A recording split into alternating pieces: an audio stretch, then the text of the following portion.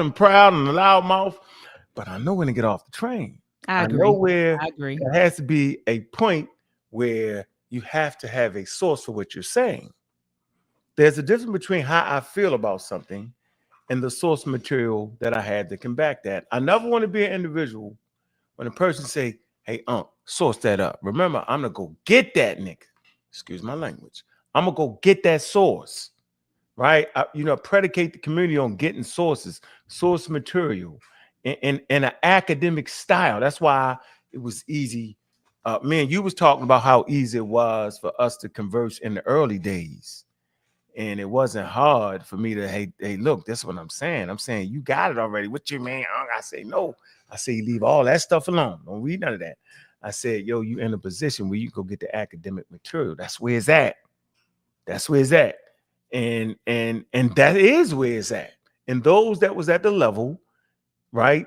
The level is having an ability to pull together a conference where different African nations come into the conference and talk about scientific ideas. Pan-Africans did that. No FBA.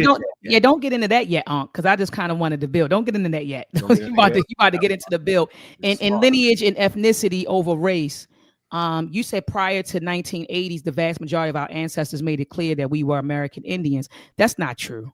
That's not true. And I'm going to leave your ignorant statement up here, lineage and ethnicity over race. And see, this is what I want to say, before you jump into your presentation. So Carter G. Woodson, right? The father of, he was the father of Negro Week, which turned into, evolved into Black History Month. Okay. And Carter G. Woodson understood the value of us knowing our history. Okay. The value of knowing our history. So much so that in this book, The Miseducation of the Negro, that he penned in 1933, he said that the education of a people starts with the people themselves. And so he went and for 40 years, he literally traveled. He traveled around. He flew places. He went places, and he studied the education system. He said from K through 12 through the university. And he studied the educational systems in various places. Okay. And he noticed that our history, we were omitted. We were literally either we were omitted or information about us were distorted, right? We were viewed or treated as an inferior group of people. And so he advocated for us to know our history. He also advocated for us to know our history so that we could get an understanding of what was going on around us. You can't talk about what's going on in the present day if you don't know what happened in the past, which shaped the present day. Okay. And so he advocated for us knowing, our history, right? And so what's happening today on social media, because right now technology is at our fingertips, right?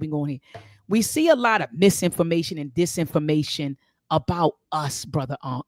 And if we knew our history, if we was armed with our history, we wouldn't be fooled by folks with fake documentaries full of lies, documentaries full of falsehoods, with eloquent speakers, right? That's spewing misinformation. We wouldn't be fooled by those folks if we were armed with our history. And so a lot of you all say, well, Dr. Mahad, I don't know my history. I don't know my history. You keep saying armed with your history. We need to know our history.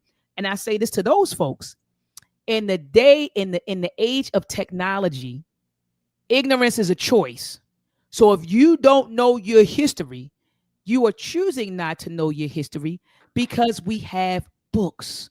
There are books available. So a lot of you are getting your information from YouTube, you're getting your information from TikTok, you're getting your information from Instagram, instead of doing the rigorous study, instead of sitting down and saying, let me read a book, right? Or let me purchase tools, credible tools, or let me enroll in programs that actually teach our history, or let me tune into credible platforms. Community of Skeptics is one, right?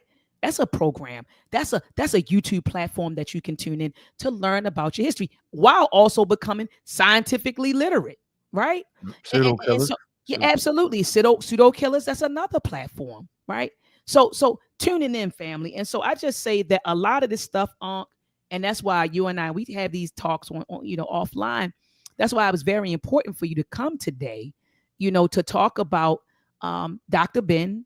And that's why I titled this, Do Foundational Black Americans Really Know and Understand Our History? Because if we did, no one would be online saying Pan-Africanism didn't do anything for us. Pan-Africanism never benefited us. Pan-Africanism is dead. If you really knew your history, saying Pan-Africanism is dead, it didn't do anything for us. Well, now you're discrediting the work of people like Booker T. Washington. Are you saying that Booker T. Washington didn't do anything for us? This brother was very instrumental in help funding, I believe it was the first Pan-African conference. The first Pan-African conference in 1900. He didn't attend, but he helped facilitate it and established Tuskegee Institute down there in Alabama, who believed in independence through industry and said that he wanted to train up a master, men who are masters of men. And Sister Dr. Tareen Wright argued in her work that he is a Pan-Africanist. So when you say Pan-Africanism is dead and never did anything to us, now you're discrediting him. You're also discrediting people like W.E.B. Du Bois. You talk about the civil rights movement, but Pan-Africanism gave way for the civil rights movement. And yeah, I'm on record saying that. I want somebody to challenge me on that, which is a huge Black American or foundational Black American movement. But it was birthed, it spun from Pan-African thought, from Pan-African activism. You all should, and I land my plane, Brother Ankh, grab this book right here by Bob and Imhotep, Scientific Pan-Africanism, the Redemption, Reclamation, and Restoration of Pan-Africanism, and learn the history of Pan-Africanism, what it is, what it isn't. And he goes through the history, brothers and sisters who contributed to Pan-African thought. See, if we studied and we read books and we knew our history, we wouldn't be fooled by the nonsense that's online. Brother Ankh, I land my plane. Oh, that's a good landing space right there. I'm not even asking for people to be a ferocious reader like you are. I didn't say ferocious. I said just read. No. I'm saying you are a ferocious reader. Yeah, I do. Simple as that. Yeah. So I'm not even asking for that level. I'm not even asking for my level. My level is wake up early, right? And because that's when my mind is clear. It's clear from all the arguments I done had the previous days. Same here. I'm fresh. 6 o'clock in the morning, I can just read and I get off on that, right? Right? 5-10 minutes. Sometimes I slip away. It's an hour. I'm asking for African Americans to put 5 minutes in. Take your watch, put 5 minutes. Go get a basic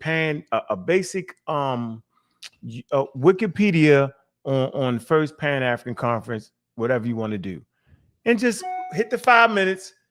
Look, I know everything is fast-paced, internet, and you're gonna have to fight it for a couple days, right? Because I think you talked about that there's a condition that is actually occurring while everything is going fast on the internet. It's hard for you to slow down, right? So slow down and just read that, right? Once you read that, then you'll have the basic understanding of what it is and what it's not. I've been reading this whole weekend. I can officially say I know what the hell Pan-Africanism is not. Least be able to do that. You don't want to sound crazy around a bunch of doctors, Dr. Mayat and other doctors. You don't want to sound crazy around them. You want to have a fundamental. You want to sound like Chilimbe sounded when he was up here on the panel. Love him. I love that brother. I can tell he studies. Research supreme. Big up the Sister Tiff, Miss Tiff, all the pseudo killers, Juju, right? You want to be able to transmit and be a science advocate. And what that means is when you're faced with new data, be ready to change your understanding around it, right? So I'm refreshed, right? And I'm telling you, I understand what Pan-Africanism isn't. I can safely say that Pan-Africanism is not based off a whole lot of lofty ideas. It's not based off a whole lot of blim, blam, blam, blam, boom. It's not based off of all African countries and people unifying. It's not even based off of that. It's saying when it's time to move on something, you have to get African countries on one accord to be able to deal with a particular goal. That's what they're really saying. That we have to come together to reach our goals. We don't need everybody. No, Right? not at We all. don't need everybody. But it's based off of tangible things that we can actually do. So today I'm gonna prove to you, right, that one, nobody even understood what Pan-Africanism was or is, because it's hard. See, at the base of what it is, it's actually hard, because you're talking about being able to build nations, being self-reliant, right? And self-reliant don't mean you got to do everything. Just do the things that you can do. For instance, if your country has cobalt, right, then you have to be able to cut the deal to be able to get the cobalt out the country. I mean, dug out the ground. You have to be able to make a deal that's proper. Well, I need certain infrastructures put in place. We'll need roads. We need certain villages and homes built, right? We need this done. And then I'll let you have access to that. And oh, by the way, we need training programs so that my people can take advantage of these things that we're doing. That's called African agency, and that's called being self-reliant. Being self-reliant is not being able to do every damn thing, because you might not have the parts to the tractor. If you're farming and you buy tractors from John Deere in America, you're gonna have to have some type of trade relations with America to get the parts for the daggone tractor. Until you can get to the point where you can build your own tractors, have your own steel mills with producing steel and stuff like that, right? Pan-Africanist is really a simple idea. That get together and work with each other. That's it. It ain't even, we make it harder than what it is, bro. And guess what? The part I love the most is that parts of it was elevating what we now doing today, Doc. Science, technology, engineering, mathematics. I want to put a pin in this. Seven Mingo said we need to know our family history.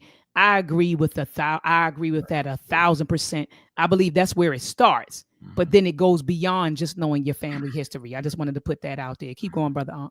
So, yeah. So when people are giving these lofty ideas of all of Africa unifying, that's not true Pan-Africanism, yo. You can go to Wikipedia and it's scientific ideas. I'm not never working with white people. That wouldn't be Pan-Africanism. It's not what it's saying. It's obvious. I'm going to bring detailed records that's not obvious. A big up to Brother Chilembe. Some things he sent me to force me to read and force me to study. Yeah, Brother Ankh, let me ask you a question though. Is this one of your people lineage, ethnicity over race? Because this person is gone. I mean, like. No, that's the FB. You mean like the FBA thing? Like no, what? That's somebody that thinks they are Indian and people tracing their lineage back to India. Oh no, ain't one of my people. I thought that's one of your people. Then they saying Pan-Africanism, spend all this time studying Africa. That's not what Pan-Africanism is either. Yeah, that's not Pan-Africanism lineage. Yeah. So you jumping out there and you're making statements from a position of ignorance. But go ahead, Brother Ankh. I know this person is wild.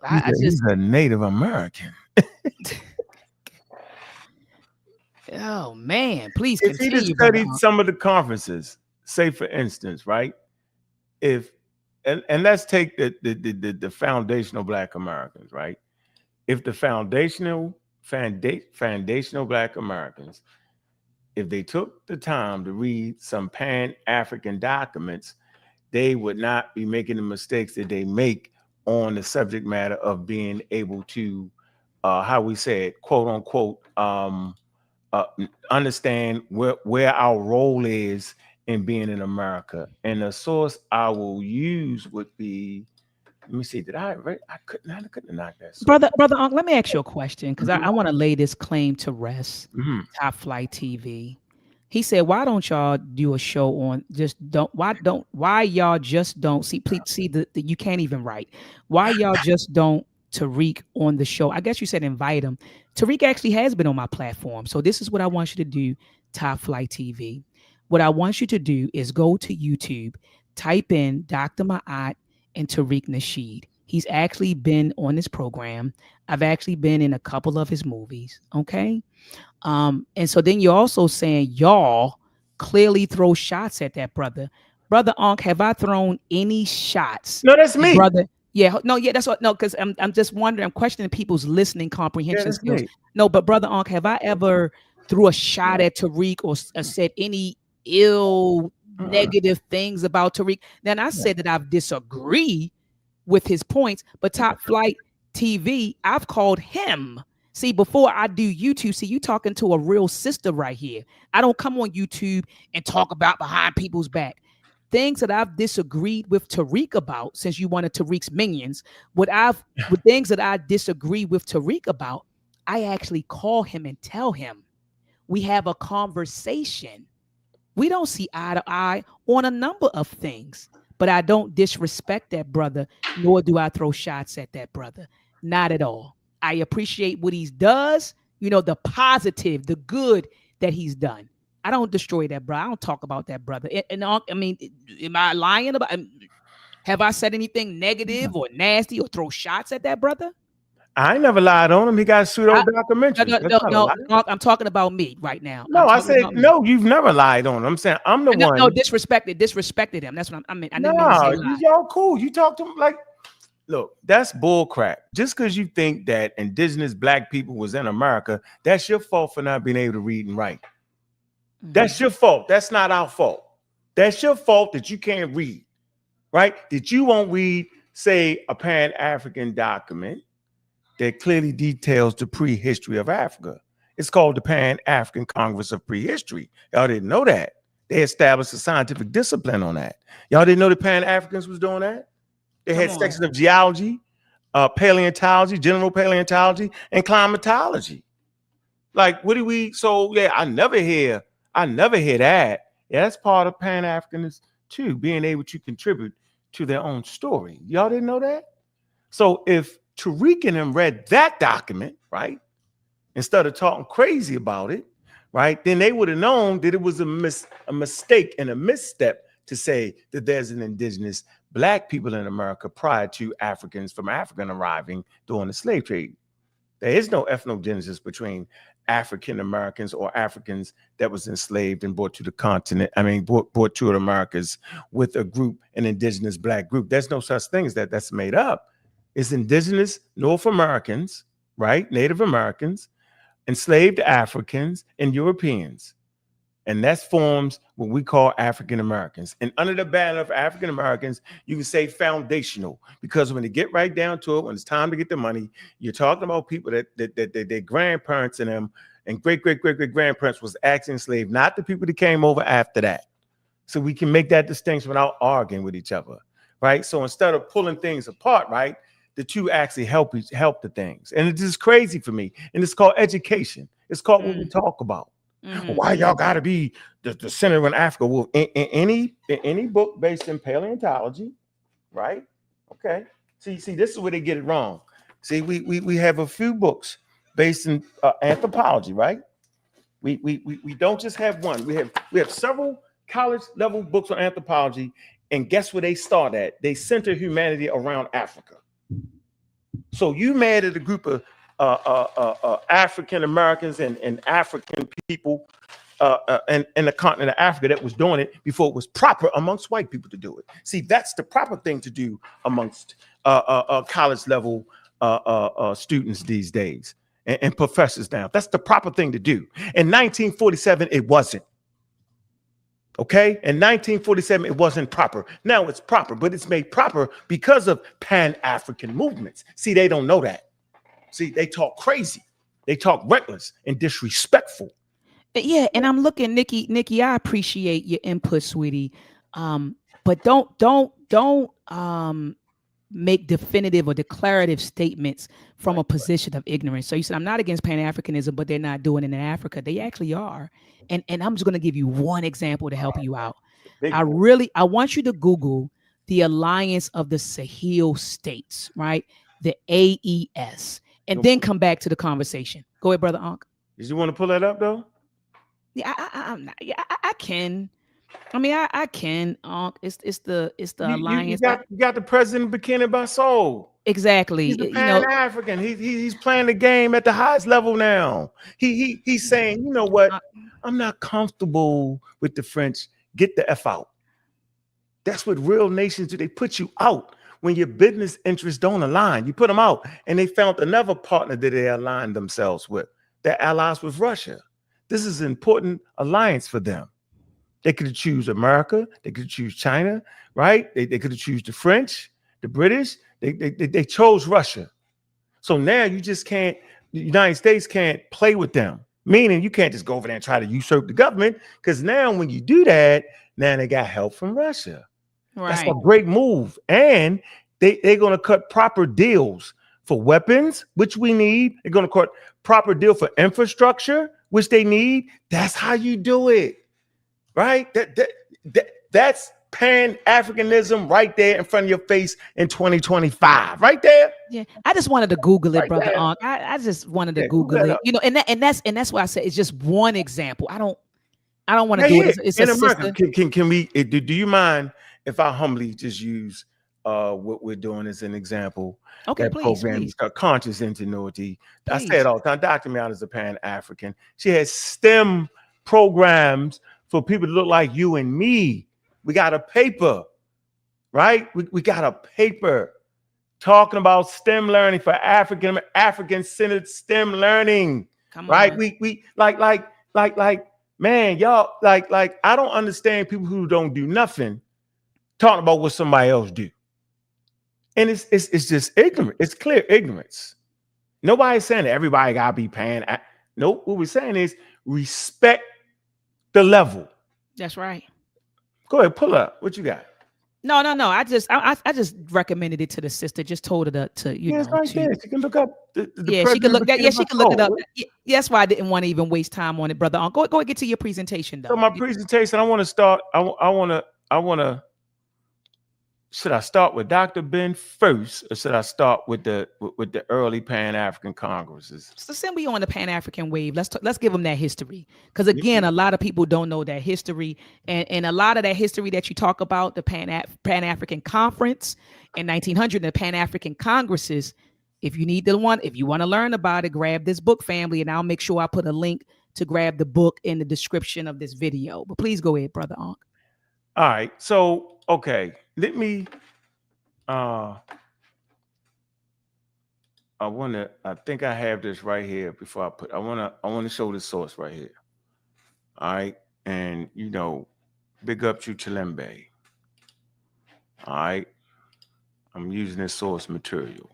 And King Simon, look, shout out to King Simon. He said that's Ankh's job. So he's saying I don't disrespect Ankh come through with that. That's my job. And I don't and the point is how is it disrespect if I'm telling you the truth based off of scientific information, based off of Pan-African findings? How about Jesus, lineage, and ethnicity over race. Y'all gotta get out the chat, because he's like, how has Pan-Africanism changes for the better?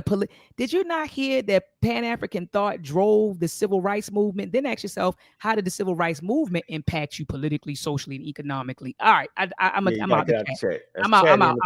I'm out the chat. Go ahead, brother. It's up there. It's up there. So this is the what? That's Pan-African Archaeology Association. Oh, y'all didn't know that existed, huh? They didn't know it existed, man. Pan-African Archaeological Association, the PAA, is a Pan-African professional organization for archaeologists, geologists, and paleoanthropologists. The association was founded by Louis Leakey. Most African Americans don't know who the hell Louis Leakey is. Dr. Leakey, like he found that particular Australopithecine, okay, and that was important to understanding human evolution, because what it did was, for the first time in the record, we found somebody that was a habitual walker. They call it habitual bipedalism. Okay, it's a Louis Leakey. Look, and its first Congress was held at Nairobi, that's in Kenya, in 1947. So in 1947, right, we got Dr. Leakey. He's like the chairperson of a Pan-African Association. Let me put this right here. Let me show you this right here. Here you go. Can you see it, Doc? Yes, I see it. It's a Pan-African Congress on Prehistory, Nairobi. This is the actual document. See, we read documents and source material around here. And you see this name right here, the organizing and general secretary, Dr. L.S.B. Leakey. See? So all Pan-Africans is hounding about ain't no evolution, Charles Darwin, monkey stuff, then you're not really following Pan-African anything. Because they based in, look, geology is right here, right? Paleontology, climatology. Look, section 2, human paleontology. I'm not going to read all the names, but these are the people that was actually chairing and actually teaching right there. Prehistory and archaeology. So African people, African Americans should be interested in archaeology. That's why I taught the damn thing. We're supposed to be interested in that, right? Then you move to here. Rules of the Constitution. All right there. We're not going to read that. Keep moving. Pan-African prehistory shall meet for 4 years, every 4 years, in such other intervals and circumstances shall, let me see, dictate. Hold on, let's keep moving. Okay, we come here. Prehistory and archaeology, that's section A. Prehistory and archaeology, all right, human paleontology, and any other section deemed necessary. Okay, let's keep moving. They have resolutions. So if you are what do you call it? The foundational Black Americans, and y'all been going to conference, ask somebody, can we get a copy of the minutes? We want to be able to see what they was talking about at the conference y'all went to. If you don't have the minutes or secretaries or people recording what's going on, then you don't really have something that's professionally on this type of level. I'm not saying it's okay to do conferences. We have fun. We meet each other. I've been there. I enjoyed myself at some of those conferences with Tariq and them, Foundation Black America. Right here in Atlanta, they had it. It was probably a super spread event because it was during the damn pandemic and people didn't have on masks. But I don't want to talk about that because, see, I'm the guy to throw the shade, right? But it's the truth. Okay? And so they talk about as a result of meeting the first African Pan-African prehistory held in Nairobi, right? And they talk about the attendance, growing recognition of educational and scientific importance of this subject. Y'all wouldn't even think it was important. Yes, the subject is important. They talk about different surveys in Egypt and the Congo, and the Belgium Congo and South Africa, how important this is for us to know this material right here. Okay, resolution, and then resolution 2. I'm gonna make sure y'all get access to this, maybe. Because I don't even think y'all really want it, right? So you got resolutions. We know what resolutions are. They're trying to figure out problems. They're trying to figure out what is needed. All right. And if you move a little bit farther, we get past that real quick, real fast. Let me just keep moving. And while you moving, shout out to Sister Cotty. The students are watching. Look at it. Morgan State is in the building. We tuning in to Dr. Ma'at. Big up to Morgan State. So Morgan State's in the building. University students are watching. They're learning and they're growing. Go ahead, brother. Ankh. So they're talking about the physical survey of existing African populations. All right, this is important for African people to do. They need to survey their populations, man. We don't need colonialism in Africa doing that for us. It doesn't happen in America, y'all. That's why the whole archaeology thing was messed up. That's why the whole Egyptian conversation was messed up, because they gave you a European cookie cutter model, whereas though they felt like that towns and cities started from mounds. Some of these mounds they had, and when you go to Mesopotamia and those areas, Western Asia, you see these big piles of mounds. What it is villages on top of villages. When one village go out, another village they build it on top. Over time, you get these big mounds. And so they felt like when they looked to Africa, when they looked to the Nile Valley, they didn't see these mounds. So they were saying that they came into civilization earlier, that their townships was older. Guess what they found out? That that's not actually how we did it. We had mobile communities.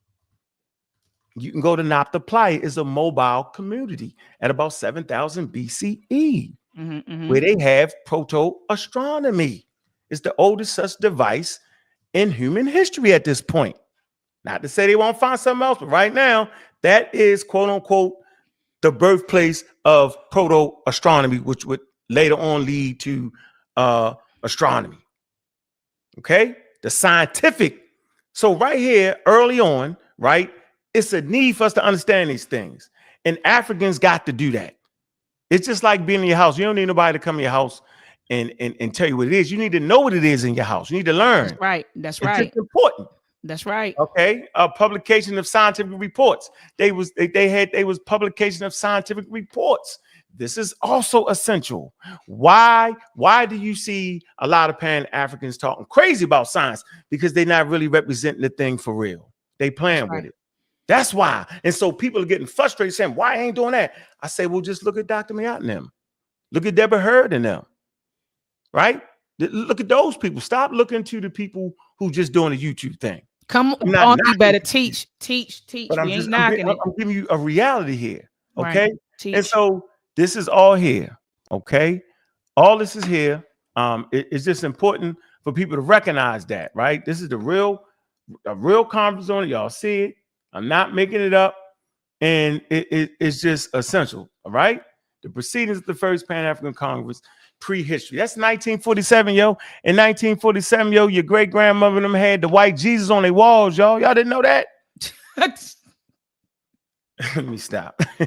Yeah, and shout out to my girl Nikki, yo. She said she Googled it, you know, and see, Nikki, that's what intellectuals do, right? Like you may have a position on something, and then when you're presented with information, you go, you vet the information, you examine it, you vet it, and then if that information contradicts what you believe, you know, then you adjust. That's what true intellectuals do.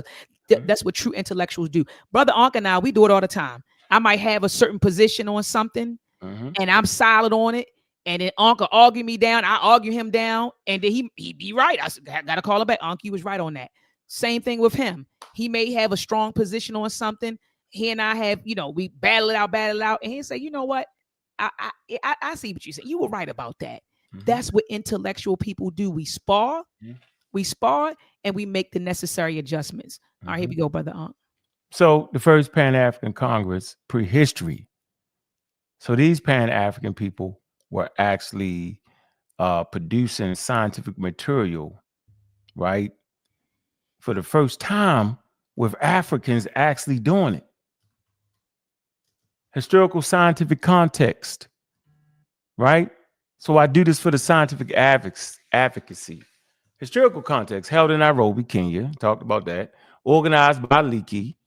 Okay, Dr. Leakey, look him up. He actually started the Nairobi Museum, and he put in a rule that only one European can serve on the board. That the Kenyans must be in charge of their own museum. Come on, teach. All right, he was born and raised in Kenya. He went to a Kenyan school, and he spoke the indigenous language. He's more African than y'all. Wow, it's wild. It says organized by Leakey during the late colonial period, reflecting post-World War II spirit of international scientific collaboration. Early cognitions of African prehistory as a scientific field. Early recognition of African prehistory as a scientific field. Y'all didn't know that. Y'all didn't know that early African prehistory is actually a scientific field put forth by Pan-Africans. So y'all didn't know that, right? Yeah, how many of y'all knew that? Limited African participation, but set the stage for later exclusions. Let me keep going. It's a 2, scientific context. Defined African prehistory as a formal discipline. Leakey emphasized Africa as the cradle of humankind. I just want y'all to know that right now you got people to think, right? And I'm not beating up the Christians and the Muslims, but I guess I'm beating up the Christians and the Muslims. They actually think we come from the Garden of Eden. If you're a Christian, you think we come from the Garden of Eden, right? If you're a Black Hebrew Israelite, you think we come from the Garden of Eden. If you're a Muslim, you think we come from the Garden of Eden. You actually think that Adam and Eve is your primary ancestor. Okay, enough of that. It says topics, hominids, fossils, Stone Age cultures, rock art. Y'all know that's my favorite subject. Ethnography. It's a pre-radiocarbon era. So y'all know Shiganti Diab's had a radiocarbon dating lab, and he will participate in one of these conferences. Y'all didn't know that. Pre-radiocarbon era relies on stratigraphy and topology. It's a cross-continental comparisons highlighted Africa's diversity. You know, we talk about it all the time. Scientific is importance. Positioned Africa at the center of human origins. One of the first international scientific meetings on Africa. Built foundations for later Pan-African prehistory congresses. enhanced methodological rigor in archaeology, promoted data sharing across the regions. That's why it's important for Pan-Africanism, because we can share data if we're friendly towards each other. Hold on, brother Ankh. Because I don't want the misinformation in the chat. You said the first conference was held in Chicago in 1893. He's talking about the Pan-African.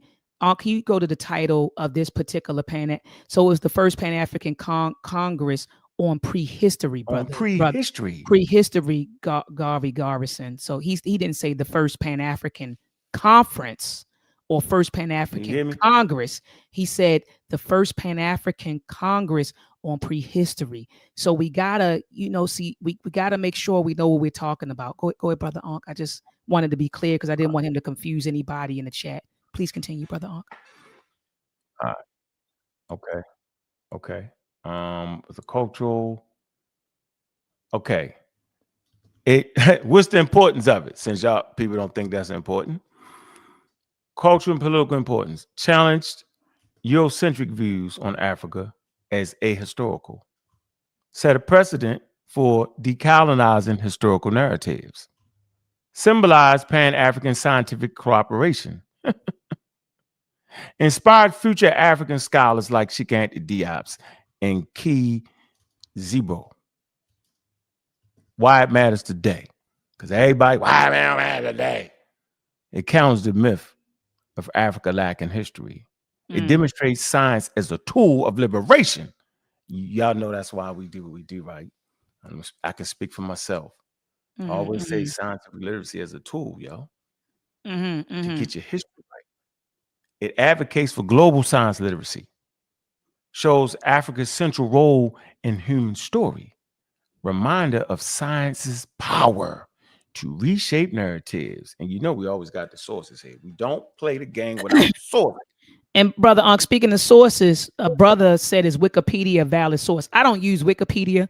And I told brother Ankh this 10 years ago. I'm not a Wikipedia person. He said he likes to start with Wikipedia and move to, because you had put up Wikipedia earlier and he was like, John said, well, is Wikipedia a valid source? I don't use Wikipedia. I use journals and I use conferences, and books, scholarly books. But Ankh's always said, well, he said, I like the Wikipedia, and then he'll start there and he'll validate or he'll vet the sources that are presented in whatever he's looking at. But I don't use Wikipedia. I just wanted to put that out there. Go ahead, you don't let your students I don't let my students use Wikipedia. No. I mean, but if Ankh want to use it and he vetted the sources, I mean, that's his prerogative. Go ahead, brother Ankh. Yeah, let me stop screen sharing. Let me show you this real fast. So for me, right, the reason I use Wikipedia, because remember, you only got 5 minutes to read. Remember that? I said we only want 5 minutes to read. Remember I said that, right? Put that up, Doc.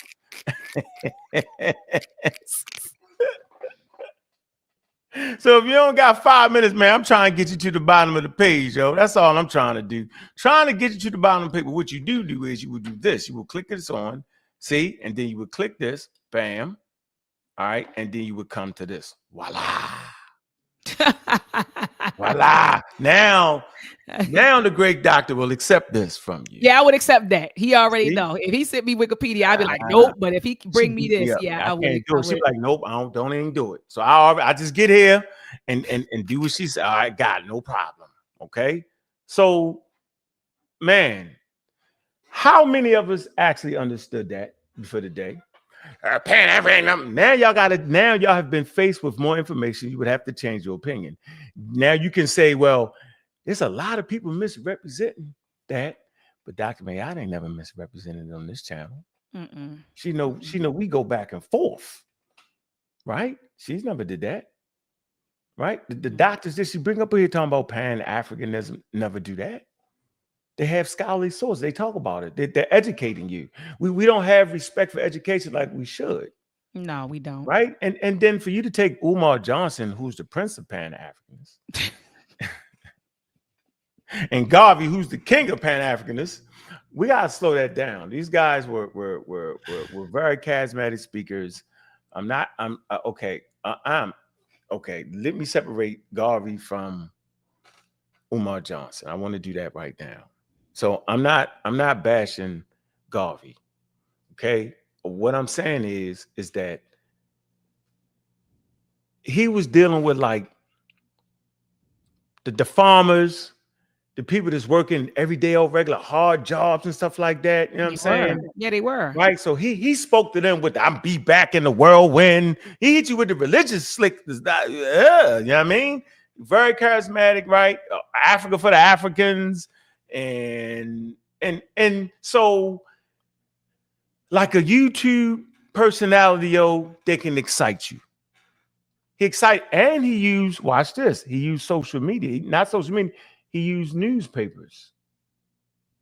He advertised, he wrote, he had his own newspaper. So now he can get material out, right? He took an already existing audience that Hubert Harrison had. I think, did he take, who else audience he may have taken? Booker T, he took a lot of, a lot so of he running around, look, I'm not going to say nothing negative on this program like that. Yeah, Booker T. I'm not going to do it. But he took Booker T. He took Booker T. Washington's model, the Tuskegee model. He was inspired by Up From Slavery. Yeah.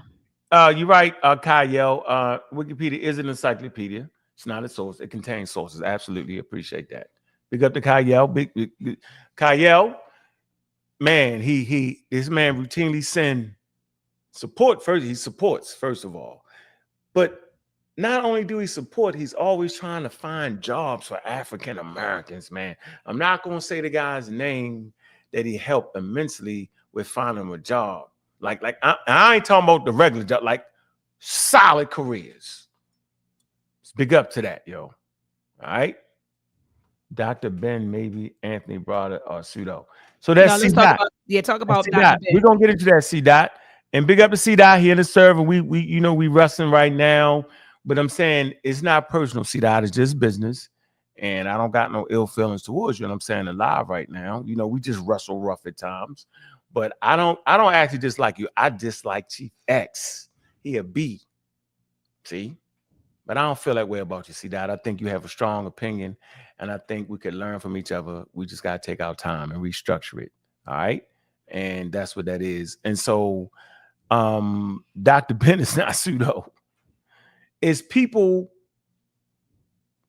continuing to promote the information that was wrong of the pseudos. You supposed to promote the things he got right and stand on that. He got a street named after him for that. He got his book in the Met Museum for that. Stand on what they got right. Right? The things they got wrong, like everybody, like Copernicus. To his death, he thought that the planets had a certain rotation that they did not. And nobody even knows about that. You know why? Because nobody's out here promoting that. You feel me? You get my point. You get my point, Doc. Nobody's promoting the things that Copernicus got wrong. No, and I talk about Ben Franklin. He got it wrong. Ben hit him with that. I just talked about that in my latest paper. He talked about electricity and it being due to the flow of electrons, but he had he thought that they flowed from positive to negative, but in actuality, electrons flow one way, the protons flow another way. So he got the convention wrong, right? But he's still regarded as the father of electricity, in spite of. And I actually had this in my new paper where I talk about this. But yet and still, Europeans still revere him as the father of electricity. They didn't just throw his work away. They merely just noted that it was incorrect. And what's crazy though, brother Ankh, I had to say this. They noted that it was incorrect. But in electrical engineering textbooks, and Miss Carter, you're in the chat or you're watching, in electrical engineering textbooks, they still use his convention. They call it the passive sign convention. So they still promote that charge or electricity flows from positive to negative, even though when you get into the nitty gritty, electrons flow in the opposite direction of the protons, but they actually still use his convention. But they note that his idea or concept was incorrect, but for standardization, they still use the passive sign convention. But keep going, brother Ankh. All right, share the screen. So we're gonna get into Dr. Ben, and then we want to, Doc, I know you probably want to open up the lines. Okay, we're gonna deal with the great Dr. Ben. All right, his main claims, his criticisms, and cultural political impact. I think this is important. Main claims: ancient Egypt, Kemet, was an African civilization, not separate from sub-Saharan Africa. Egypt's contribution shaped Greek, Roman, and Western civilization. Judaism, Christianity borrowed heavily from earlier Egyptian spirituality. Eurocentric scholarship deliberately minimized Africa's role in history. Work like the Black Men in the Nile framed Egypt within the Pan-African context. Criticism from mainstream academia, accused of historical overreach and oversimplification, lack of peer-reviewed publications in academic Egyptology, claims about Egypt's identifying as Black seen as anachronistic, arguments of direct plagiarism between Egypt, religion, and Christianity disputed. Critics label aspects of his work as Afrocentric revisionism or pseudo-history. Cultural and political impact. Central figure for Afrocentric scholarship and Pan-Africanism. Collaborated with John Henry Clark, Chancellor Williams, and others. Led educational tours to Egypt for African Americans. Empowered marginalized communities with African-centered historical narratives. Inspired generations of African-centered schools and activists. Helped challenge Eurocentric control of historical discourses. And we got all our sources, which are very, very important. And so I would like to bring this artifact to you, okay? So you can get the gravitude of who this man is. The gravity, Ankh. The gravity.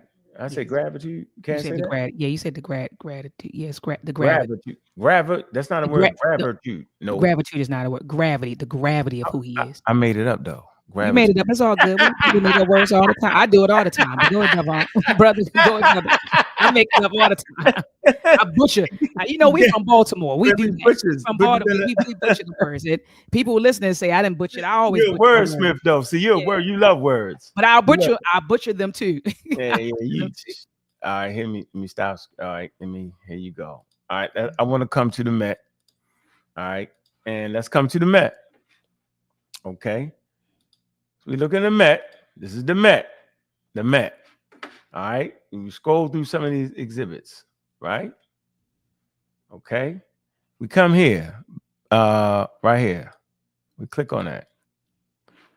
Black Man in the Nile and his family. Akabulan Press. So this man's work, you can find it in the Met. And this is important. It's important because it shows the respect that other people are giving to Dr. Ben when our own communities refuse to give him that respect. I don't understand that, and I never will. No. I don't understand how the man get a street named after him, how a man's work end up in a Met. And I'm not saying it's in a Met because it's a scholarly work. I'm saying it's in a Met because it made a difference to our damn community, right, wrong, or indifferent. And inspired generations. It inspired me. Right? That's why it's in the damn Met. Right? It's in the Met amongst paintings of Van Gogh and other great scholars. And people say, well, Van Gogh. So I would say, was Dr. Ben more important to African Americans in the 40s, 50s, and 60s, and 70s than Van Gogh? I'm saying, of course he was. Of course he was, because we talking time periods when your ass wasn't even lit in a damn museum to see a Van Gogh painting. You have to be a damn art student of some type. But Dr. Ben actually still pushes on the education of our people today. He just do. He didn't need to have a quote unquote degree. Why? Because he wasn't an academic. His work is not a scholarly work. Stop saying it. It's a work, it's a community work. Like when I produce work, you know what I'm saying, outside of that scientific article, right? The document, you know what I'm saying, push for and help put together all the way, right? That's different than when I write a book. It's not an academic. I use academic source like that. I get it from Dr. Ben. You know, my small book pamphlet, whatever you want to call it, is based off of his book. It's based off of Dr. Ben's work, chronology of, it's called Chronology of Human Evolution. He wrote the book, Chronology of the Bible. So he inspired me. Now the question is, well, why? Why did he inspire you? Well, since nobody wants to actually take a look, right, in Dr. Ben's book, then let's come to Dr. Ben's book.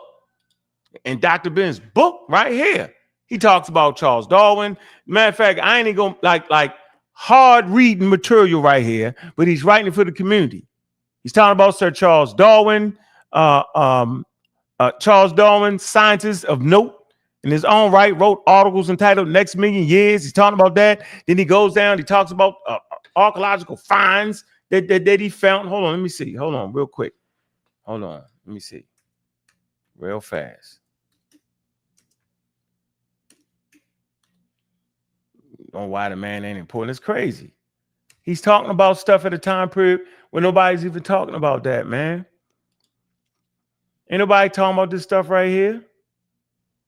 By 1865, it say a mad rush for further discovery of the prehistoric man, it say, was in full force.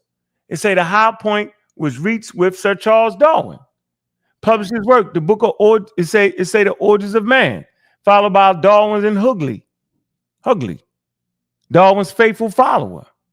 Nobody's talking about Darwin. Nobody's talking about 8 men in our community, different followers. If you look at this page right here, I'll make it bigger for you, and I'm gonna end it right here. Just look at this page right here. Now I understand why people don't understand Pan-African, what the Pan-African really mean. Now I understand it because it's hard.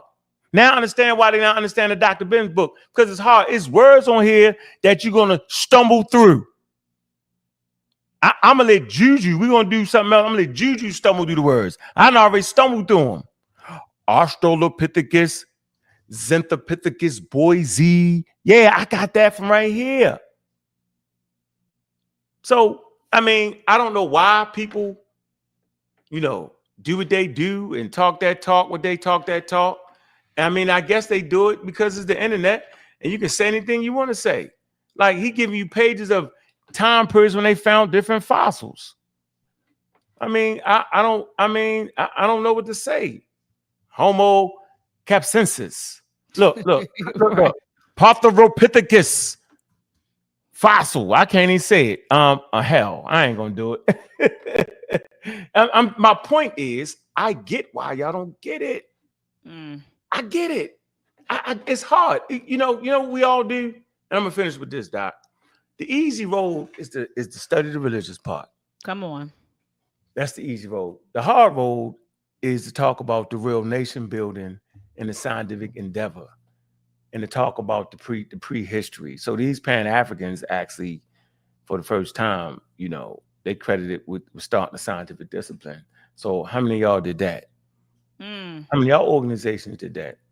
As FBA, do they have start a scientific discipline? No, they're actually anti-science. Yeah, they say there's a indigenous black people in America prior to African slaves coming over, and there's an ethnogenesis between indigenous black people and the African slaves and the Native Americans. That's anti-scientific explanation of the works that the ancestors put forth. That's pseudoscientific. That's what I'm saying. I'm saying is that the foundation of Pan-Africanism is based off of science and science literacy, and they proved they matzi by creating a whole scientific discipline, Doc, by bringing the foremost authority to chair the damn meeting and to set up the thing, to make sure that African leaders and African people would be interested in understanding archaeology, climatology, and all the rest. There you have it. So I'm waiting. Don't talk me to death. I don't want to hear what it's doing today. I don't want to hear none of that. Go get that. Go get the source that says FBA has started a scientific discipline. Go get your source that say the FBA got a Dr. Ben book in the damn museum. All y'all detract, go get that. That's what I'm at. But I do want to say this. A lot of people who identify with FBA, I'm not going to say a lot. I don't want to quantify it. But there are people who identify as FBA, but they don't subscribe to the, I think some folks fall into my box. Yes. And they're saying like, hey, I feel affinity for the term, but I don't subscribe to the misinformation and disinformation associated with that term. And so I just want to make sure that we distinguish between an affinity for, a term, like I can see that, I can, but this part, because we don't want to, I'm not a black and white person. I used to be. No. I used to be. Out of my ignorance in my 20s, it was either this or that. And as I've gotten older, I realized that it can be some gray. It can be some gray. It ain't always, if you believe that, then you gotta believe. Nah. So I don't want to, you may feel like that about brothers and sisters who identify as FBA, that they claim this, they claim that, they claim this, they claim that. And I know what you're going off of because you've laid out your position. You've shown clips of Brother Tariq, laying out what he calls a foundational Black American. Mm-hmm. So I see that. When I think of foundational, my concept of what I think or believe a foundational Black American to be, it differs. And, and that's my right. That's my prerogative. His position is his position. My position is my position. I do want to say this though, Brother Ankh. Mm-hmm. Lineage and ethnicity over race. You just argued us down that we're African, that we're Native Americans. And then you say that you love Dr. Ben. So lineage and ethnicity over race. I'm putting the link in the chat. I want you, brother or sister, because I don't know. You could be a brother, could be a sister. I want you to click that link, lineage and ethnicity over race. Click the link and come on in. I really want to hear you out because now I'm confused. So on one end, you say we are Native Americans. We trace our lineage there. We can trace our lineage. It's some documentation. It's been out like that since the 1980s. Then you turn around and say you love Dr. Ben. I'm confused. And I would love for you to come up here and state your position. Brother Ankh and I aren't going to attack you. We really want to hear you out. We want to hear you out, brother or sister. Okay. C Dot, if you want to come on in. C Dot, if you want to come on in to spice it up, come on in. C Dot. He said Kwame Nkrumah, Patrice Lumumba, Idi Amin, Booker T. Washington, W. Du Bois, Marcus Garvey, and many more had ideas that I don't agree with. That's fine. I mean, that's your prerogative. I would never throw their names in the dirt, though. Just me. Yeah, I mean, exactly, C Dot. I mean, like I said, it's different people that put out different ideas, and some I agree with, some I don't. And that's your right. That's your prerogative. That is your prerogative. Because I don't agree with it all either. Even today, there's some folks. That's why Dr. Mod is not in any organization, but my own organization. Because some of the stuff, I'm building with this. Some of your stuff I agree with, some stuff I don't. I show love to all Black organizations, right? But I'm not a part of all Black organizations, a lot of Black organizations, because like you said, some stuff I just disagree with. And that's my right. So I want you to see that. Go on and click that link. Go ahead and click that link. Also, shout out to Mike. And Mike, I was thinking about it too when you wrote it in the text. Julius Malema, I probably butchered his name. The brother that's doing work down in South Africa. That brother that's doing work down in South Africa. He's a Pan-Africanist too. Yep, Julius Malema or Malema. He is a Pan-Africanist too. He's always constantly talking about tearing down the borders and the constant need for everybody to unite. His organization is the Economic Freedom Fighters, the EFF. It's a South African.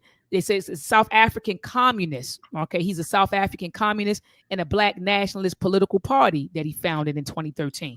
So this brother, he's an advocate. He's a Pan-Africanist. All right. So I just want to put that out there to the sister Nikki O when she says Pan-Africanism isn't happening on the continent. I also want to bring to your attention the AU. Hold on. The AU. The African Union. Hold on, let me type that up. These are quick Google searches. So when you say stuff like, you can go to ChatGPT and ask if Pan-Africanism is practiced on the continent and see what, matter of fact, Brother Ankh, do that. So it says the African Union is a continental union. Hold on, wait a minute, Brother Ankh. Wait a minute, I see you in the back, CJ. I'm gonna add you right now. Wait a minute, someone said, Julius Malema is my dude. So the African Union is a continental union. Isn't that Pan-Africanism? Doesn't the word pan mean all? So it says, is a continental union of 55 member states. Wait a minute, brother Ankh. 55 member states located where? On the continent. The AU was announced to the Sirte Declaration in Sirte, Libya on 9 September 1999, calling for the establishment of the African Union. It says the bloc was launched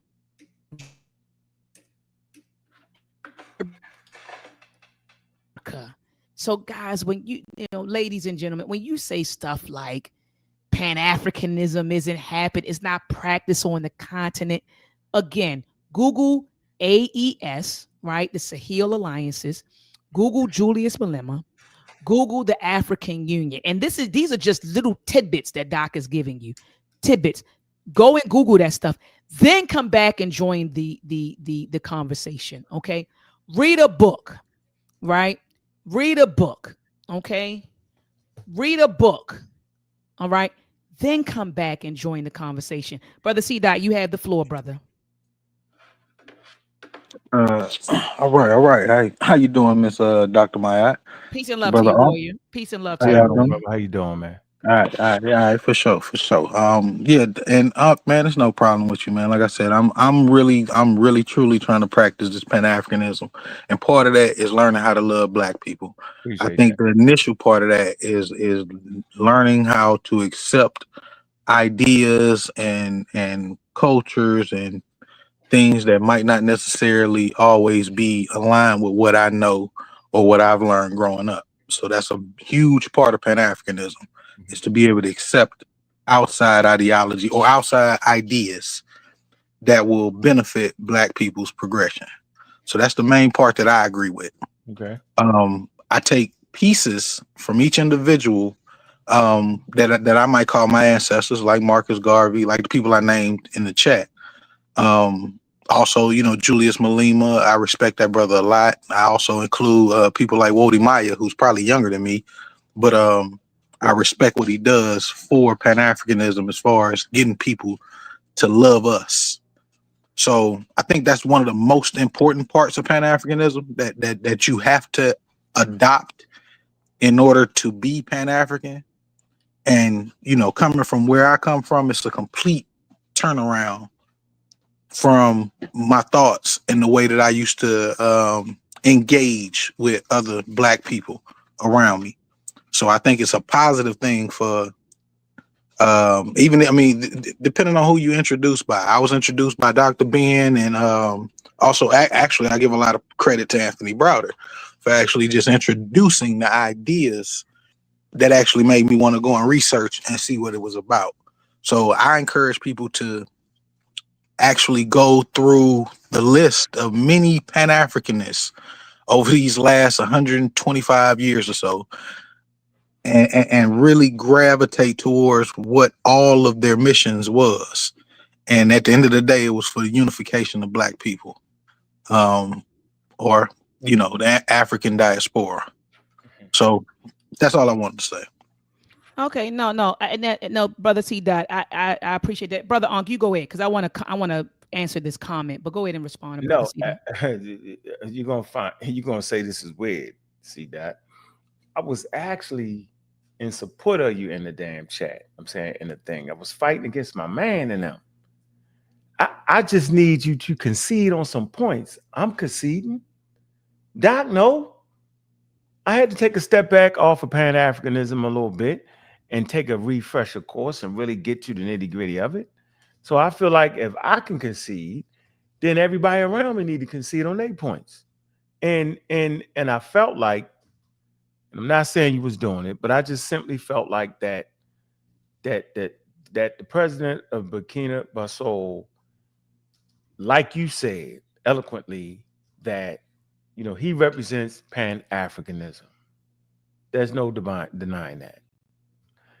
What I was saying was he also represents African agency and playing the game at the highest level, where in the middle of business, you remove the French, yo. you remove a colonial power based off of their business dealings with you and the damn people and how they more so support the French than his country. Revolution style. And he get another ally, which I know you maybe agreed on, I'm not sure. You get another, and Russia. But that's playing the game at the highest level. I studied the works of Queen Nzinga, right? I don't even got the book right here. I study these works, and this is, and it's about, the book is about politics and all that of an African leader during the time of colonialism when it was there. See, he's an African leader supreme, and I seen what the hell he was doing. I seen her in him. Like, no, first of all, just because I'm aligning with Russia, allies with Russia, don't mean that I agree with their ideology. Don't mean that I think we really friends. Don't mean none of that. Because like you said, there's a, you know, like Dr. John Henry Clark said, like, we had no friends, right? But so Nzinga recognized that, right? But she still had the ability to have allies because it's important. It's important for Africa to find great trading partners. It's important for us to make those decisions and then kick people out when they trying to protect the plants they build more than protecting the damn people on the ground. If you're not trying to build schools that will teach us how to run the plants, then you got to go. He's doing that. Don't give me no mosques. Please don't build no more mosques. That's what he said. I don't want that. He's right here. That's all I was saying, bro. And you know, the group was a little bit mad at me because, you know, I got you infuriated, right? And I get it. I can be dominating sometimes, bro. You got a dominating personality, and then the shit ain't mixed. So we're going to fix that, bro. We like to have the conversations, bro. It does not benefit me when new people come in the group and we're unable to have the conversation. So that's why I'm standing down, bro. I'm standing down on that part, but I'm going to challenge your ideas, though. That's all I'm going to say. No, I appreciate that, C-Dot. Appreciate that response, brother. C-Dot, I'm going to let you go, okay? Because I want to answer this comment. And then we out of here, okay, C-Dot? But appreciate you coming through, Warrior, okay? No problem. No problem. Right. Thank you, Frank. Right. Peace and love. Ken ain't getting up here. Ken got a lot of conversation to say. Well, you can, y'all, hey, brother, he can get on your platform because I'm gonna answer this comment. Look, I'm gonna answer it. Look, I'm gonna answer this comment, and then I'm out of here because we've been on 1 hour and 15 minutes. It's supposed to fake them out. It's supposed to fake like you was gonna tell me. Now, I do got some time for that lineage person that's scared to click the link, who's watching and scared to click the link. I will give that lineage and over ethnicity person some time. I'll give them some time. But other than that, you know, I really want to answer this question. Out of Africa. So, brother, you said Kwame Ture, right? Our brother, Stokely Carmichael, our beloved ancestor, Nana Kwame Ture. He once said that unity presupposes organization. With that said, how are you in unity with your people while also being absent of organization, mass movement, or party? And you said serious question, and I want to answer you, brother. So let me show you something, okay? How am I in unity? So you're looking right now at the females of Cyberstar's cybersecurity camp. This was an endeavor that was established in 2021 to inspire more African American or Black female participation in cybersecurity. If you look in every one of these photos, you know who you see? Who do you see, Brother Ankh, in every one of these photos? I see African people, African American. You see Dr. Ma'at, because he said, how are you in unity? How are you in unity? You know, I know extra classes and stuff. My fault. How are you in unity with your people?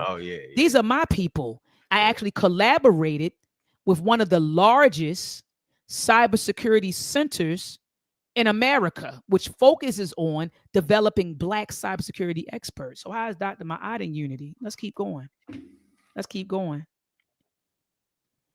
I established a company. I have my own organization out of Africa. Google me. Please Google me.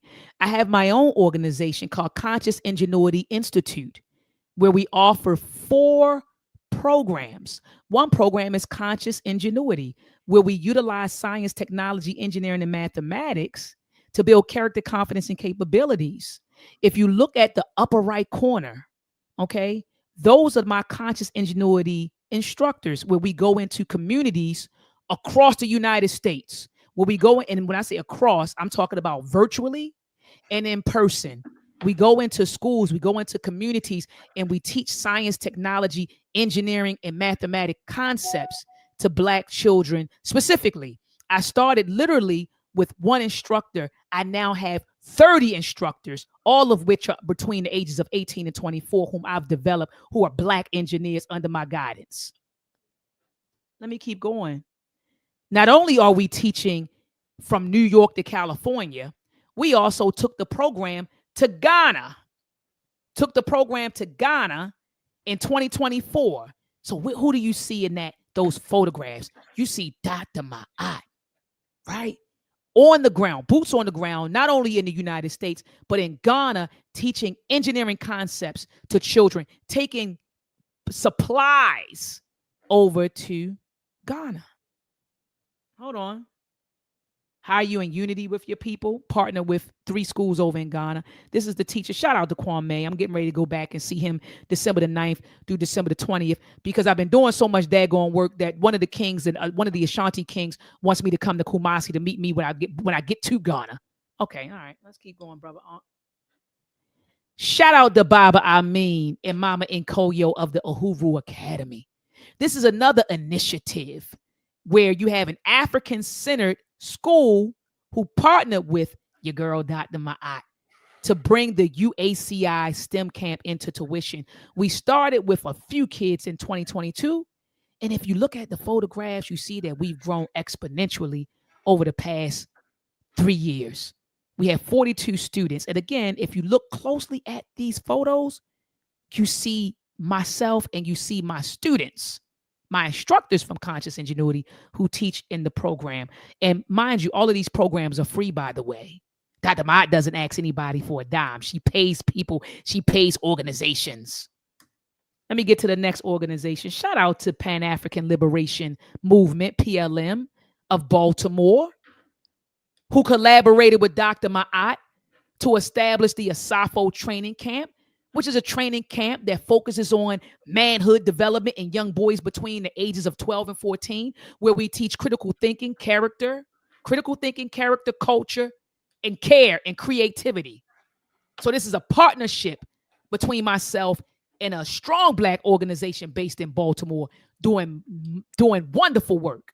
And that organization also was instrumental and helping to co-found the Agoji training camp, which focuses on womanhood development and young girls between the ages of 12 to 14. So you ask, out of Africa, how am I in unity with my people while being absent of organization? I have my own damn organization, and I partner with other Black organizations. Just wanted to answer your question. Oh, you Brother Ankh. Put that up. Might as well finish the answer to the question right here. Black Excellence in Engineering, Science and Technology manuscripts. All right, here you go. It's a proposing African-centered education in STEM for African American STEM learners. Dr. Bailey, James Howley, PhD, and me, Robert West. We will add this to the history of African Americans and Pan-Africans adding to the fields of STEM education, right? We're trying to put it in a way where African Americans will start accepting it. If you go to the website Conscious Ingenuity, you'll see that we're lowering that, and so we don't got to be in a position where the young kids are in position to shoot at each other. They should be shooting at each other with science. We can change that if we can make it palatable for them.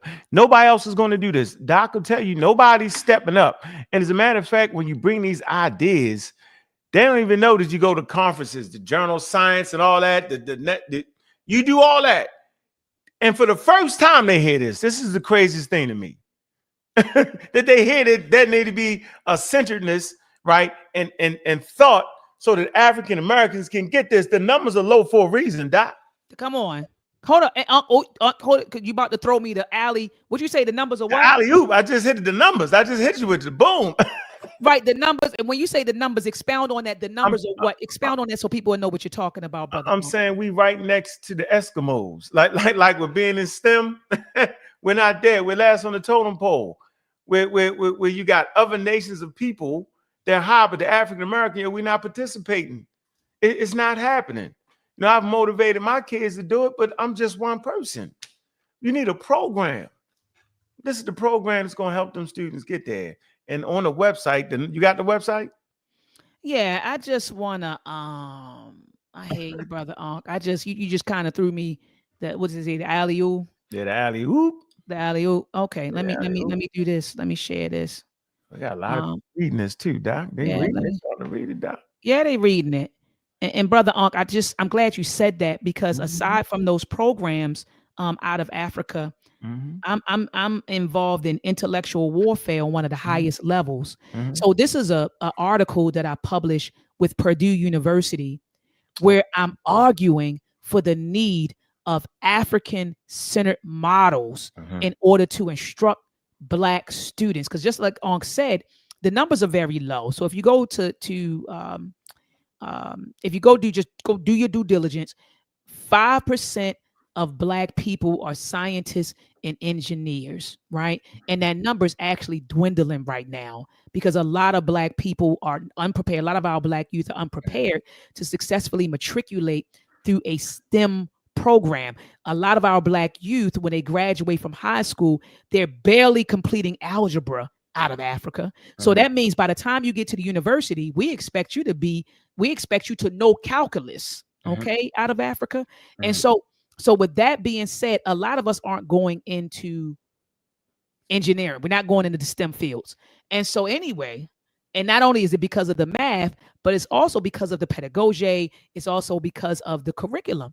And so anyway, I published an article for Purdue University where I propose the African-centered STEM education model. So the name of this article is called Beyond Cultural Responsiveness. And this is no shot to the sister that came up with cultural relevant pedagogy. So Latz and Billings. So there's no disrespect to her work, right? But I said, let's go beyond cultural responsiveness when it comes to educating Black youth, and let's elevate I'm talking about African Americans particularly, because I started there. I said, let's elevate their STEM education, our STEM education, through African-centered models. So in this paper, I propose the ACSE, the African-centered STEM education model, and I discussed the efficacy of it.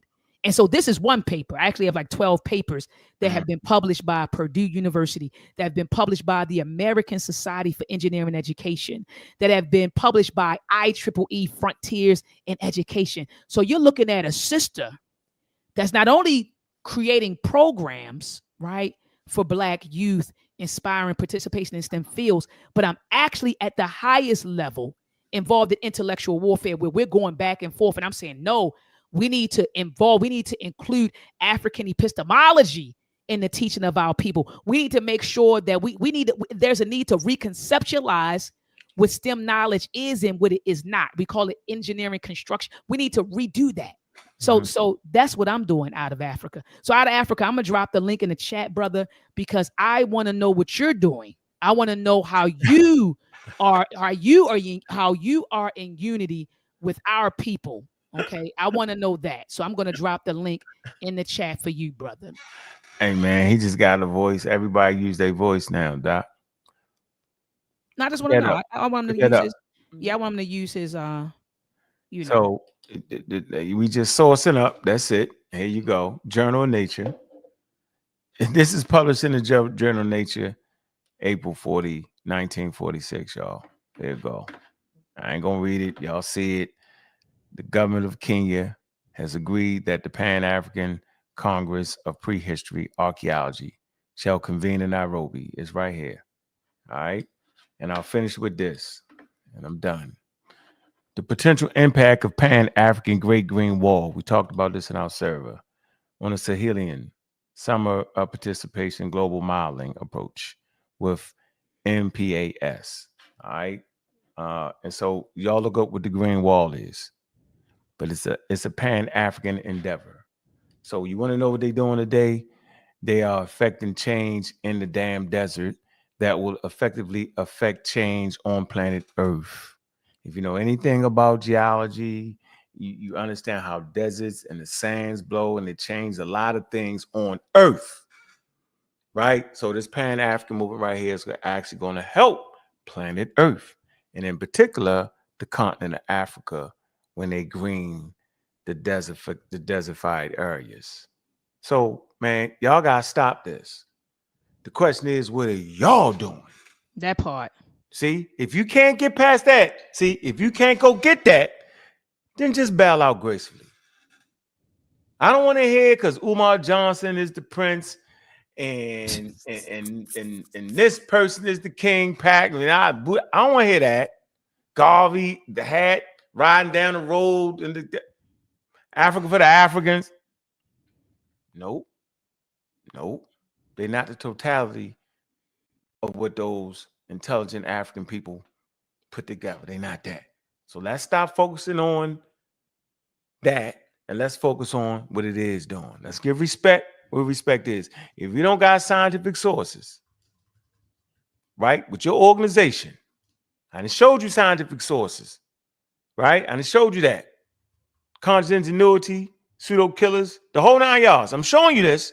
If you don't have that, man, just let us teach, man. Let us teach, yo, because we got more. Let us teach. Save your lofty comments for later. That part. And go home and work on something that's gonna make some sense, and we can join together and help change the minds of the people, because that's what we doing. And big up the Dr. Miat. I say it again, man. Like, I don't believe in luck at all. Don't believe that. But it's definitely when opportunity meets preparation. That's right. You know, they say all the time, yo, when the student is ready, the teacher shall appear. And see, you never know who the student is. You never know who the teacher is. How about that, Doc? Come on, Ankh. So you never know. Never know. You never know. And I just want to shout out Sister Rashamella. This queen, man, she just put this in the chat. She said Dr. Miat is in unity by helping parents educate their children. She said, I'm grateful for 4 years of free STEM education and manhood training. Her son just won an award. She said, my son is blessed. Her son won an award. Her son actually won a plaque. We presented him with a plaque. You know, so I give thanks for people like Sister Rashamella. You know, I give thanks for people like her, parents like her. She's based in New York, Brother Ankh. And she made sure that every summer, her son Zion, he logged on to the UACI STEM camp. You know, she came down to Baltimore, grabbed a hotel, made sure she had him, brought him to camp for the ASAFO training camp. So I didn't charge her. You know, she's saying it was free, but she made a lot of sacrifices, Brother Ankh, you know, to get him there. And I just want to say publicly, Sister Rashamella, I am truly, truly grateful for you. Another thing I just say to Brother Ankh, I want to say this, man. I'm at a point in my life, and I don't mind addressing comments like the brother out of Africa, because some people don't know what you do, right? Yeah, some people don't know, so you speak on it, you know. But I'm at a point, Brother Ankh, it's you know, I grew up in the church. You know, my mother's a pastor. She's still a pastor. And there's an old biblical song that says, may the work I've done speak for me, you know, and they play it at a lot of funerals, right? But that song resonates with me. May the work I've done speak for me. So I give thanks for somebody like Sister Rashamella, who basically testified that, my son, 4 years free, right there with that sister. I appreciate that, sister. May the work I've done speak for me. The last song I want to mention was always sung by Mahalia Jackson. She wore it out. If I could help somebody, then my living isn't in vain. I live by that gospel song. If I can help someone, then my living isn't in vain. With that, Brother Ankh, please close us out with your last words. Hey, look, I just appreciate all the people to take the time and deal with me. Sometimes I can be rough around the edges. I'm going to make mistakes at times, but I appreciate the healthy community that has developed around us. I really appreciate that. I appreciate the help of all the people that do research and allow me to present research they've did, presented me with sources. I appreciate all the pseudo killers, man. I appreciate Dr. Miat that was able to take the vision farther than I ever could. Didn't have the qualifications to do that. Didn't have the wherewithal, the actual, like I knew what it needed to be. She had the expertise in understanding and just listened to what I was saying and took and built an empire, man. And it's amazing how this even came about, though, Doc. It's the craziest thing ever. When you was in that jail cell, right? Who knew? For weed. Look, I want to let them know for weed. It was weed.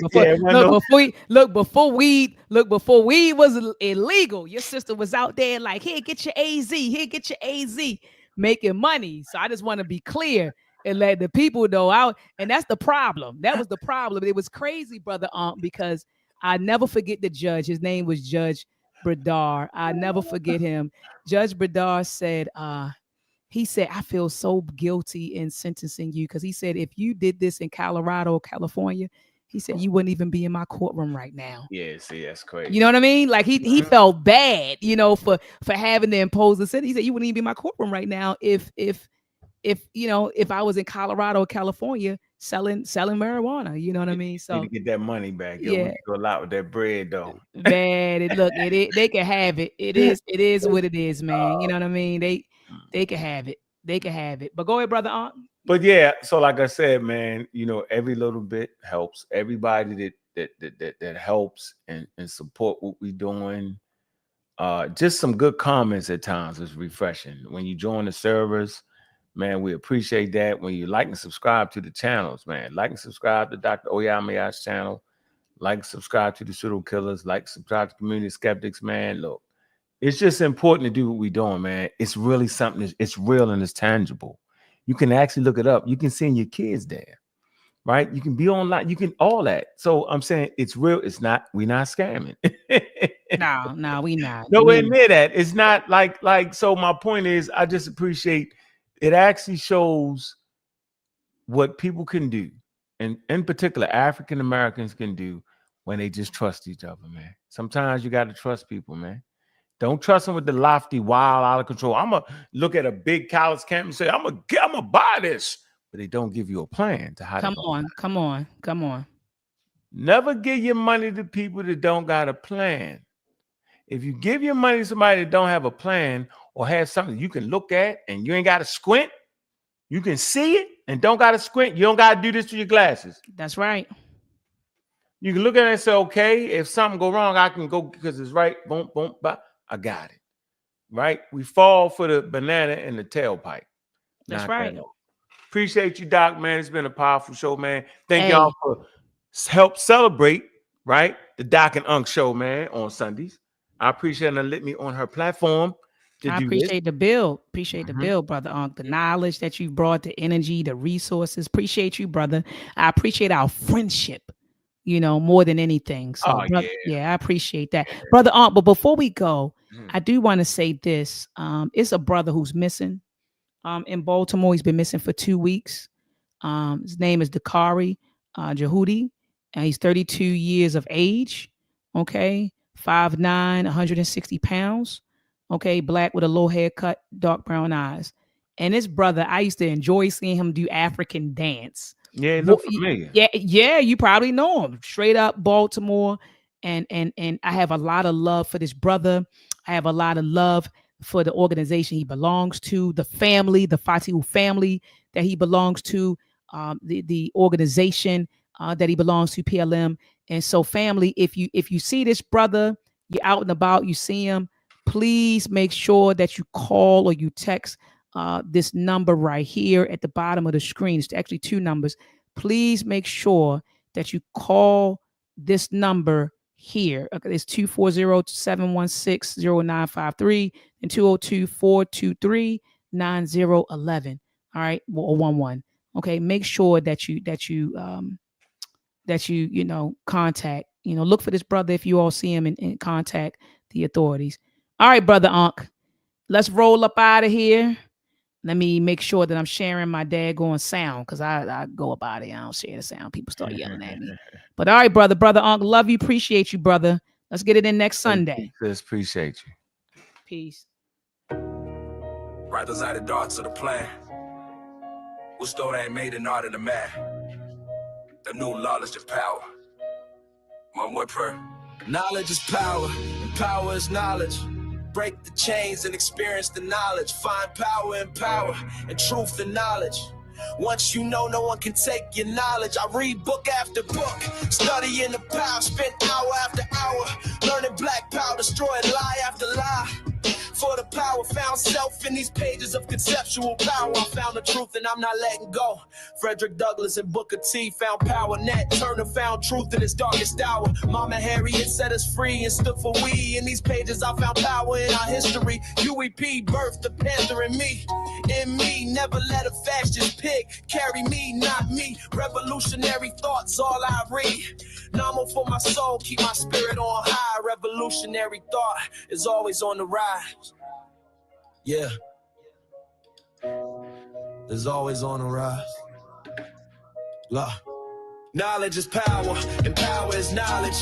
Break the chains and experience the knowledge. Find power in power and truth in knowledge. Once you know, no one can take your knowledge. I read book after book, studying the power, spent hour after hour, learning black power, destroyed lie after lie. For the power, found self in these pages of conceptual power. Our problem was never us, our problems was them. Them being the ones who robbed and took us, kings and queens, nation builders. From stolen legacy to Anthony Browder, building institutions with black knowledge. Build black libraries for black scholars, building black minds, urban philosophy, urban black reads every one place. Black owned bookstores, we support your space. To all black authors, we give much thanks. Knowledge is power, and power is knowledge. Break the chains and experience the knowledge. Find power in power and truth in knowledge. Once you know, no one can take your knowledge. I read book after book, studying the power, spent hour after hour, learning black power, destroyed lie after lie. For the power, found self in these pages of conceptual power. Our problem was never us. Our problem was never us. Our problem was never us. Knowledge is power, our power is knowledge. Break the chains and experience the knowledge. Find power in power and truth in knowledge. Once you know, no one can take your knowledge.